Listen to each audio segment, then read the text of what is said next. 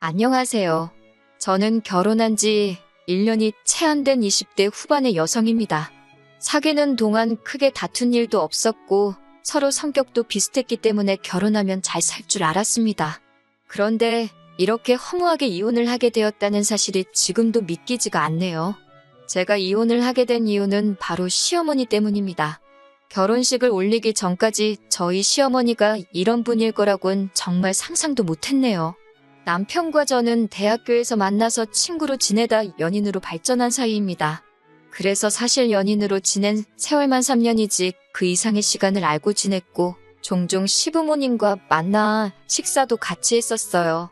그러는 동안 단 한 번도 시부모님은 저에게 싫은 소리를 하시거나 무리한 요구를 하신 적이 없으셨기 때문에 굉장히 상식적이고 좋으신 분들이라고 믿을 수밖에 없었어요. 하지만 결혼식을 올리고 얼마 지나지 않아 저를 대하는 시어머니의 태도가 예전과는 다르다는 느낌을 받기 시작했어요. 구구절절 다 적으면 밤을 새도 부족할 것 같아서 몇 가지만 말씀드릴게요. 저희는 신혼집을 시댁에서 멀지 않은 곳에다 구했습니다. 집 자체는 시댁이나 저희 집이나 반반씩 보태주신 돈으로 구했는데 시어머니께서 가까이 살고 싶다고 자꾸 어필을 하셔서 시댁에서 차로 5분 정도 되는 가까운 거리에 집을 구하게 되었습니다. 덕분에 일주일에 한 번 정도는 식사를 같이 합니다. 통화는 일주일에 두세 번쯤 하고요. 그런데 이렇게 한두 달쯤 지났을 무렵 시어머니께서 전화를 해오시더니 다짜고짜 막말을 쏟아내셨어요.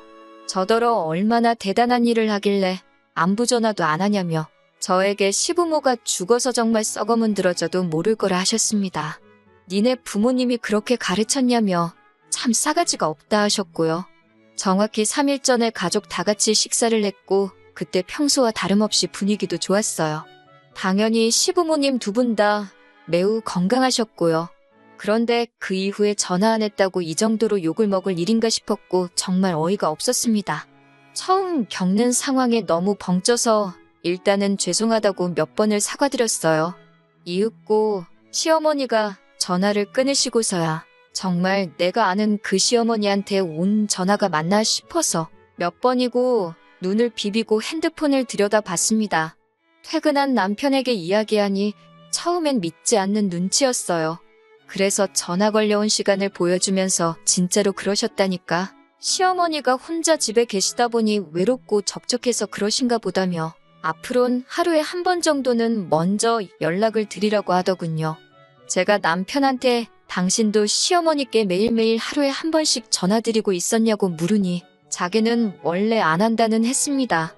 그런데 저도 친정부모님한테 원래 그렇게 매일같이 연락해서 미주알고주알 말하는 스타일이 아니거든요. 남편한테 왜 당신한테는 시어머니가 전화해서 뭐라 안 하시고 나한테만 그러시냐고 나도 당신이랑 비슷한 성격인데 그러자 남편은 시어머니가 아무래도 딸이 없다 보니까 며느리랑 딸처럼 지내고 싶으신데 제가 안 따라줘서 서운해서 그러시는 거라더군요. 자꾸 어떻게든 시어머니의 행동을 정당화하려는 남편에게 짜증이 났습니다. 결국 제가 어떤 부모가 딸이 전화 좀 안 했기로써니 저런 막말을 하냐고 따졌습니다. 그러자 남편은 꼭 잘잘못을 따져야겠냐며 시어머니한테 사과라도 받아야 직성이 풀리겠냐며 그냥 하루에 한 번 짧게라도 전화만 드리면 되는 걸 가지고 일을 크게 만들지 말자며 반강제로 저를 설득하려 들었습니다. 결국 그렇게 이 사건은 어영부영 지나가 버렸습니다. 하지만 이 일은 시어머니 횡포의 서막에 불과했습니다. 저는 어렸을 때 교통사고를 당한 후 후유증으로 만성요통에 시달리고 있어요. 그동안은 그래도 병원도 다니고 하면서 그럭저럭 관리를 하고 있었는데 결혼식을 올리고 얼마 지나지 않아 이직까지 하면서 스트레스를 많이 받았던 것 같아요. 그래서 남편과 상의 끝에 당분간 회사 일을 쉬면서 운동도 하고 재활에 힘쓰기로 했습니다. 저희는 너무 늦지 않게 아이를 가지고 싶었거든요. 그런데 남편이 그 이야기를 시부모님께 했는지 다음 날 시어머니께 전화가 걸려왔어요. 시어머니는 허리가 안 좋다는 걸 왜 결혼 전에 말하지 않았냐면서 저나 저희 친정부모님이 당신을 속였다며 분개하셨습니다. 저는 남편이 분명히 알고 있었다고 말씀을 드렸습니다. 그러자 이번엔 회사는 언제까지 나갈 거냐고 하시길래 이번 주로 끝이라고 했습니다. 그러자 시어머니는 저 때문에 불쌍한 당신 아들만 등골 빠지게 돈 벌어오게 생겼다며 염치도 없다고 그러시더군요. 그나마 지금도 제가 수위를 낮춰서 적고 있는 거고 원래는 이것보다 더 심하게 말씀하셨어요. 아무튼 이때는 저도 참을 수가 없어서 왜 그렇게 말씀하시냐고 어머님이 이런 이중인격이신 줄 몰랐다고 저야말로 사기 결혼 당한 기분이라고 화를 냈습니다. 그러자 시어머니는 전화를 확 끊어버리셨어요. 퇴근하고 집에 들어온 남편에게 오늘 낮에 시어머니가 하신 말씀을 하나도 빼놓지 않고 전달했습니다. 대성통곡을 하면서 이야기를 하니 남편도 이번엔 제 말을 믿는 눈치였어요. 당장 시어머니께 따지러 가자더라고요. 그렇게 시댁에 도착해 남편이 왜 말씀을 그런 식으로 하셨냐 따져 물었습니다. 그러자 시어머니가 갑자기 눈물을 쥐어짜내며 새아가가 아프다고 하니 시어미로서 걱정이 되어 전화 한 번 건 것뿐인데 그것마저 듣기가 싫다 하니 더는 할 말이 없다며 미안하다 하시더라고요. 정말 입이 떡 벌어질 정도의 놀라운 연기 실력을 가지고 계셨습니다. 핸드폰 녹음을 안 한 제 자신이 원망스러울 정도였어요. 나중엔 시어머니가 목 놓아 우는 신용까지 하셨고 그러자 남편이 죄송하다 하더라고요.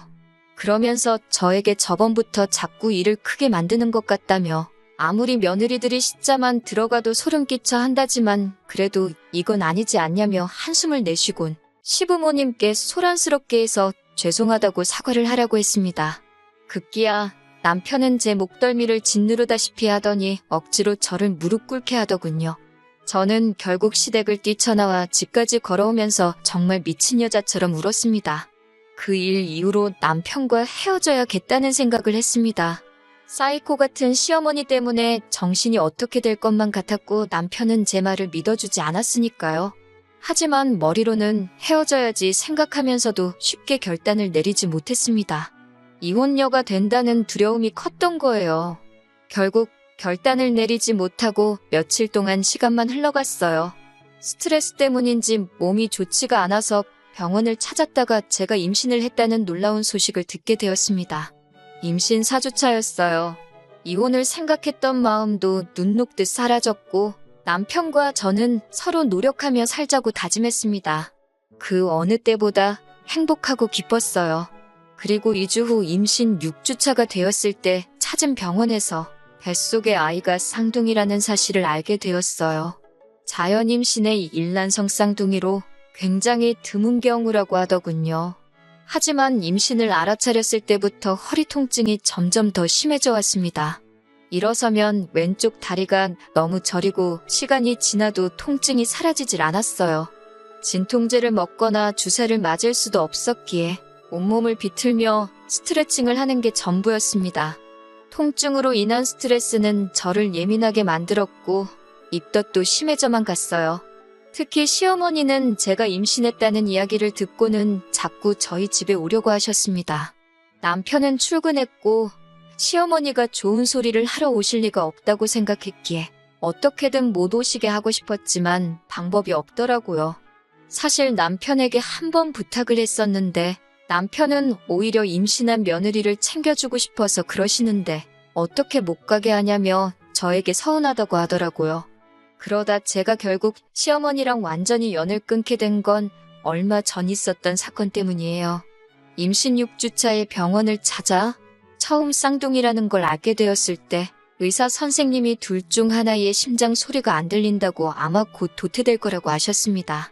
문제는 도태 과정에서 정상적으로 심장이 뛰는 다른 태아에게도 부정적인 영향이 있을 수 있다고 하셨어요. 생각지도 못한 임신에 대뜸 쌍둥이까지 정말 많은 일이 있었는데 유산 가능성이 있다고 들으니 너무너무 걱정이 되더라고요. 결국 8주차에 계류유산 진단을 받았습니다. 7일 내로 수술을 해야 한다고 하더라고요. 그 소식을 들으신 시어머니께서는 노발대발 난리가 나셨습니다. 전화를 걸어와서는 도대체 어떻게 생겨먹은 몸이길래 애 하나 제대로 간수를 못하냐며 저에게 막말을 쏟아내셨습니다.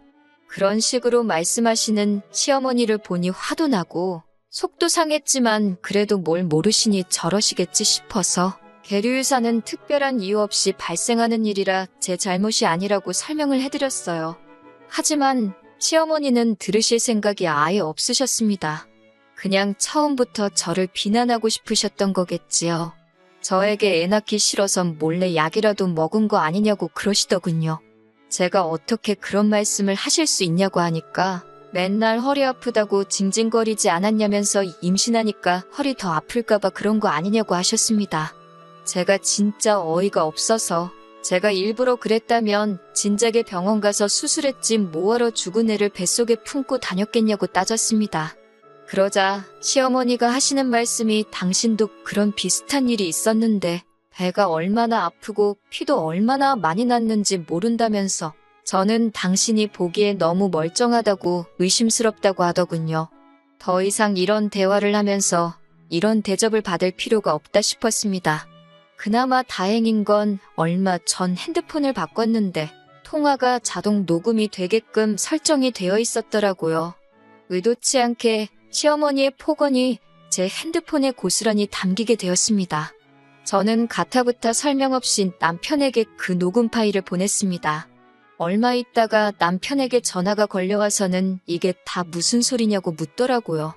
당신 어머니가 나한테 이랬다고 하니? 말도 안 된다면서 자기가 확인해 본다고 하더라고요. 저도 더는 신경 쓰고 싶지 않아 그냥 헤어지자고 했습니다. 시어머니랑 확인을 하든 말든 이제는 관심도 없고 이혼하고 싶다고요. 그리고 그 길로 단촐하게 짐만 챙겨서 친정으로 향했습니다. 연락도 없이 친정에 찾아갔으니 친정 부모님이 많이 놀라신 눈치였어요. 그동안 제가 시어머니랑 사이가 안 좋다는 건 어렴풋이 아셨을 테지만 그래도 한 번도 제가 미주알고주알 얘기한 적이 없었기에 막연히 둘이 알아서 잘 살겠지 생각하셨다고 했습니다. 저는 그동안 쌓여왔던 울분과 서름을 토해내듯 부모님 앞에서 울었습니다. 친정 부모님은 차라리 얘가 없으니 잘 됐다며 그냥 이대로 여기서 당신들과 살자고 하셨습니다. 이튿날 친정어머니와 함께 다시 원래 살던 동네로 돌아와 산부인과에 갔습니다. 가서 수술을 하고 3일간 입원도 해야만 했어요. 남편은 그 와중에 출장에 잡히는 바람에 제 옆에 있지 않았어요. 미안하다고 몇 번 사과는 하더라고요. 아무튼 퇴원 후 저는 남은 짐을 마저 챙기러 집으로 향했어요. 집에는 시어머니가 계셨습니다. 시어머니는 저와 저희 어머니를 번갈아 보더니 아무리 딸이 친정에 찾아왔어도 돌려보내는 게 부모의 도리 아니냐며 자식 교육을 더 엄하게 시키셔야겠다고 기어이 한마디 하시더라고요.